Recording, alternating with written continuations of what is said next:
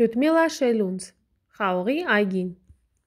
Շատ ժամանակ առաջ մի թագավորություն էր լինում, և այդ թագավորության հեռու-հեռավոր մի գյուղում մի համեստ ընտանիք էր ապրում։ Այդ ընտանիքի հայրն ու մայրն իրար հետևից 3 տղա են ունենում։ Ընտանիքի հայրն առավոտից մինչև իրիկուն աշխատում էր իր տնկած Խաղողի այգում։ Այգին ամեն տարի լավ բերք էր տալիս։ Այնպես պատահեց, որ գյուղացուկինը հիվանդացավ ու մահացավ, 3 երեխաների խնամքն ամուսնուն թողնելով։ Տարիներ անցան, և երբ տղաները քիչ մեծ էին և կարողանում էին արդեն աշխատել, իրենց հորն օգնում էին թե տանը, թե այգում։ Անցավ մի որոշ ժամանակ, և երբ տղաներն արդեն բավականին մեծ էին, մի օր իրենց հոր առողջական վիճակը վատացավ։ Նա կանչեց իր որդիներին և ասաց. «Ես այսօր կամ, վաղը չեմ լինի։ Դուք գիտեք, որ մեր հիմնական ապրուստի միջոցը Խաղողի այգին է։ Իմ մահից հետո այգին հավասար կբաժանեք երեքիդ միջև և լավ կմշակեք։ Եվ իմացեք, որ այգու խաղողի վազերի մեջ մի վազ կա, որի խաղողը իսկական բալասան է, շատ հիվանդություններ է բուժում։ Եթե Աստծո կամքով ես շուտ չմեռնեմ, կարողանամ անկողնուց վեր կենալ ու առաջվա պես քայլել, կգնանք միասին, և ես ձեզ ցույց կտամ, թե որ վազն է դա»։ Բայց հոր վիճակը գնալով վատանում էր։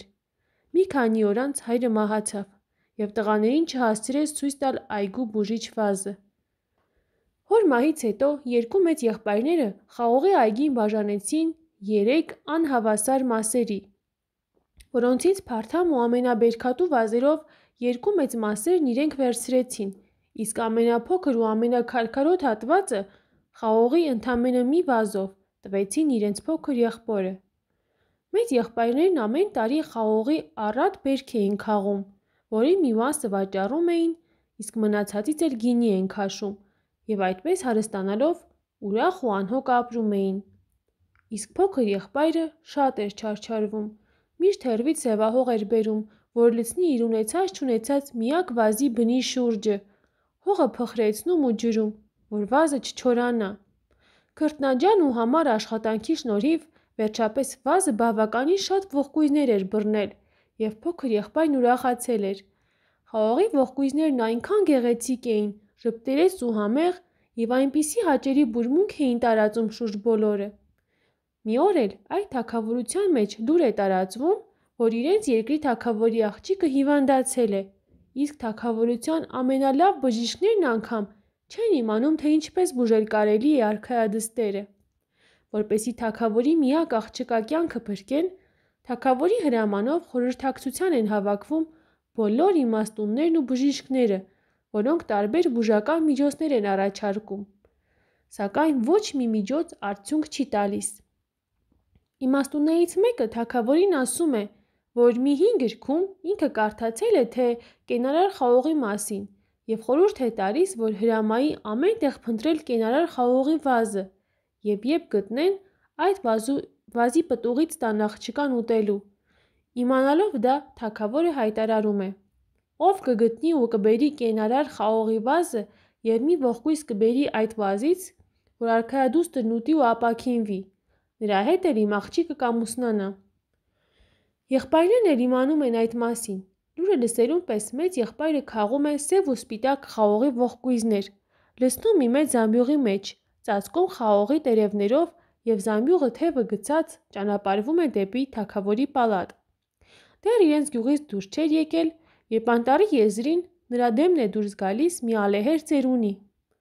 «Բարև որդիս», ասում է ծերունին, «այդ ի՞նչ է զամբյուղիդ մեջ»։ Տղան առանց բարևին պատասխանելու ասում է. «Ոչինչ, մկան ձագեր են,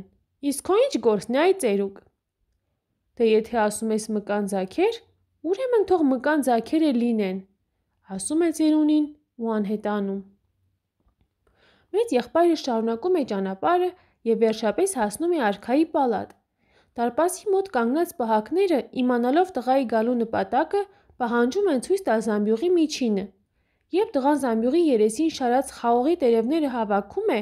պահակները խաղողի հատիկների փոխարեն ողկույզներից կախված մանր մկներ են տեսնում ու վռնդում են մեծ եղբորը, մկներով զամբյուղը շրջելով ու կործելով նրա գլխին։ Հասնելով տուն, մեծ եղբայրը միջնեկ եղբորը պատմում է իրեն պատահածի մասին, Եվ նա էլ է մտքին դնում, որ այս անգամ ինքն է տանելու խաղողները։ Իր բաժին այգուց քաղում է ամենաանտիր դեղին ու կարմիր խաղողները, լիքը լցնում զամբյուղի մեջ, էլի խաղողի տերևներով ծածկում և ճանապարհ ընկնում։ Ճանապարհին դարձյալ հանդիպում է այն նույն ծերունուն։ «Բարի օր, որդիս, այդ ի՞նչ է զամբյուղիդ մեջ»։ Տղան զայրացած պատասխանում է. «Օձի ձվեր են, իսկ քո ի՞նչ գործն է»։ «Դե եթե ասում ես օձի ձվեր են, ուրեմն թող օձի ձվեր էլ լինեն», ասում է ծերունին ու անհետանում։ Տղան զարմանում է, բայց շարունակում է իր ճանապարհը։ Վերջապես հեռվից երևում է թագավորի պալատը, երբ մոտենում է դարպասին, պահակները նրան էլ են հարցնում գալու նպատակը։ Պատասխանը իմանալուց հետո պահանջում են ցույց տալ զամբյուղում եղած խաղողը։ Խաղողի փոխարեն օձի ձվեր տեսնելով լավ ծեծում են նրան ու օձի ձվերով զամբյուղը շրջում ու կործում են միջնեկ եղբոր գլխին։ Ջարդված ձվերից օձի ձագերը թափվում են նրա վրա։ Մի կերպ վրայից օձի ճտերին թափ է տալիս և վախեցած գալիս է իրենց տուն։ Այդ եղելությունը պատմում է եղբայրներին։ Փոքր եղբայրը նույնպես մտածում է, թե գուցե ինքը կարողանա բուժել թագավորի աղջկան։ Քաղում է իր մշակած խաղողի վազից, քաղցր ողկույզները դարսում զամբյուղի մեջ, ծածկում խաղողի տերևներով և ճանապարհ ընկնում դեպի թագավորի պալատը։ Որոշ ժամանակ գնալուց հետո տղան հանդիպում է այն նույն ծերունուն, որը բարևելով տղային հարցնում է. «Այդ ի՞նչ ես տանում զամբյուղիդ մեջ, տղաս»։ Տղան բարևն առնելով սիրալիր պատասխանում է. «Անմահական, բուժիչ խաղող է, պապի ջան», և զամբյուղից մի ողկույզ հանելով մեկնում է ծերունուն։ «Հապա կեր, տես, թե ինչ համեղ է»։ Ծերունին նստում է մոտակա կոճղին, ախորժակով ուտում է խաղողը։ Ուտելուց հետո նա ժպտալով դիմում է տղային. «Դու բարի, կամեցող տղա ես։ Իրոք կարծես թե ես առօգյացա ու երիտասարդացա։ Շատ բուժիչ խաղող է։ Ինչ նպատակով տանում ես, թող անպայման իրականանա։ Եվ իմացիր, որ եթե նեղն ընկնես, կգաս այստեղ, կկանչես ինձ, ես քեզ օգնության կհասնեմ»։ Այս խոսքերն ասելուց հետո ծերունին անհետանում է։ Փոքր եղբայրը շարունակում է իր ճանապարհը։ Երբ ահագին գնում է, տեսնում է բնից ընկած թռչունի մի փոքրիկ ձագ։ Տղան վերցնում է ձագին և դնում բնի մեջ։ Դա տեսնելով օդում թռչող մայրն ասում է տղային. «Ես երախտապարտ եմ քեզ, բարի տղա։ Եթե օգնությանս կարիքը լինի, ինձ կանչիր, և ես քեզ օգնության կհասնեմ»։ Տղան նորից շարունակում է իր ճանապարհը։ Երբ անցնում է լճակի մոտով, տեսնում է ափի ավազների վրա թփրտացող մի փոքրիկ ձկնիկ, որին ջրի ուժեղ ալիքներն էին ափ նետել։ Տղան ձկանը գցում է լիճը։ Ձկնիկը նույնպես իր շնորհակալությունն է հայտնում, ասելով. «Եթե հանկարծ իմ օգնության կարիքը զգաս, արի այստեղ և կանչիր ինձ, ես քեզ օգնության կհասնեմ»։ Այս անգամ էլ է փոքր եղբայրը շարունակում իր ճանապարհը և վերջապես հասնում է պալատի դարպասներին։ Պահակները հարցնում են, թե ինչու է եկել և ինչ կա զամբյուղում։ Նա ասում է գալու նպատակը և ցույց է տալիս առողջ ժպտերես հատիկներով խաղողի ողկույզները։ Տղան խաղող է հյուրասիրում պահակներին, որոնք նրան ուղեկցում են թագավորի պալատ։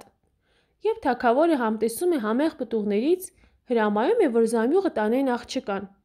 Արքայադուստրն աչքերը փակ տկար պառկած էր։ Նրա ծառաներից մեկը տղայի բերած խաղողի մի ողկույզ է վերցնում և մի հատիկ դնում է աղջկա բերանը։ Աղջիկը զգալով խաղողի անմահական համը, էլի է ուզում։ Էլի մի քանի հատիկ ուտելով, աղջիկն աչքերը բացում է, իսկ երբ էլի մի քանի հատիկ է ուտում, վեր կենալով պառկած տեղից նստում է, հենված բարձերին։ Սկսում է ախորժակով ուտել մի ամբողջ ողկույզ, ապա վեր է կենում անկողնուց, սկսում է ուրախ քայլել ու թռչկոտել։ Թագավորը, երբ դա տեսնում է, աղջկան ասում է. «Դու պետք է ամուսնանաս այս տղայի հետ, որովհետև նա է քեզ բուժել ու մահից փրկել»։ Բայց կամակոր արքայադուստրը չի ուզում ամուսնանալ աղքատ տղայի հետ և հոր պահանջից խուսափելու պատճառ է փնտրում։ Նա թագավորից ժամանակ է խնդրում մտածելու համար։ Հաջորդ առավոտյան կառքով զբոսնելիս նա իր ադամանդե վզնոցը նետում է լճակի մեջ։ Նայում է, թե որտեղ ընկավ և ինչպես սուզվեց։ Վերադառնալով պալատ, մոտենում է հորն ու ասում. «Հայրիկ, նավակով զբոսնելիս անզգույշ շարժում արեցի, որի պատճառով Ադամանդե վզնոցը սպոկվեց իմ պարանոցից ու ջուրն ընկավ։ Որքան էլ իմ շքաղմբի անդամները փորձեցին վզնոցը գտնել, ջրից հանել, չկարողացան։ Այ եթե այդ տղան կարողանար իմ վզնոցը ջրից հանել, ես նրա հետ կամուսնանայի։ Թագավորի աղջկա պայմանը փոխանցում է տղային։ Տղան գլխիկոր հեռանում է։ Հանկարծ հիշում է իր փրկած ձկնիկին, մոտենում է լճակին ու կանչում նրան։ Ձուկը լսում է տղայի խնդրանքը, իջնում է լճի հատակը, գտնում է վզնոցը և բերելով ափ տալիս է տղային։ Տղան ուրախ գալիս է պալատ և վզնոցը տալիս է թագավորին։ Թագավորն իր աղջկան ասում է. «Հիմա դու արդեն պետք է ամուսնանաս այս տղայի հետ»։ Բայց աղջիկը կրկին մերժում է, ասելով. «Ես ուզում եմ դիմացի բարձր քարափի ծերպերում աճող այն կարմիր ծաղկից ունենալ, զգալ նրա արբեցնող բույրը»։ Աղջկա այս պահանջը լսելով, տղան գլխիկոր դուրս է գալիս պալատից։ Հանկարծ ճանապարհին հիշում է այն թռչունին, որի ճուտիկին փրկել էր։ Կանչում է նրան։ Լսելով տղային, թռչունը սավառնում է բարձր քարափի վերևում, գտնում է այդ ծաղիկը, պոկում է ու իր կտուցով բերում ու տալիս է տղային։ Տղան արագ տանում է և կարմիր բուրումնապետ ծաղիկը ուրախ մեկնում է թագավորի աղջկան։ Ու երբ շրջվում է, որ դուրս գա պալատից, հանկարծ լսում է թագավորի աղջկա ձայնը. «Սիրուն տղա, եթե դու կատարես իմ վերջին ցանկությունը, ապա ես կամուսնանամ քեզ հետ։ Դրա համար դու պետք է գտնես և բերես ինձ համար այն գեղեցիկ գույնզգույն փետուրներով երգող անտառակաքավին»։ Տղան այս անգամ էլ է հուսահատ դուրս գալիս արքայական պալատից և մտամոլոր քայլերով հասնում է այնտեղ, որտեղ հանդիպել էր ալեհեր ծերունուն։ Բարձր ձայնով կանչում է նրան։ Հանկարծ հայտնվում է ծերունին և լսելով արքայադստեր ցանկությունը, բացատրում է տղային, թե ինչ պետք է անի նա։ Կատարելով ծերունու խորհուրդները, տղան հասնում է այն կղզին, որտեղ ապրում է երգող անտառակաքավը։